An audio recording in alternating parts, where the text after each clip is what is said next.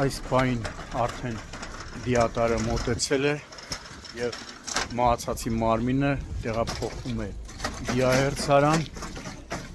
Իմ տեղեկություններով արդեն նախնական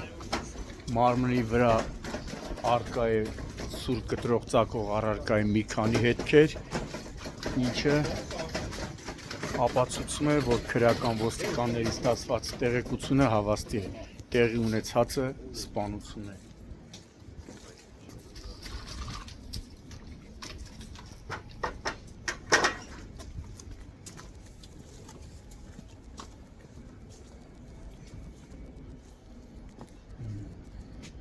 Առկա է նաև առնանման հետքեր ամբողջ հատակում։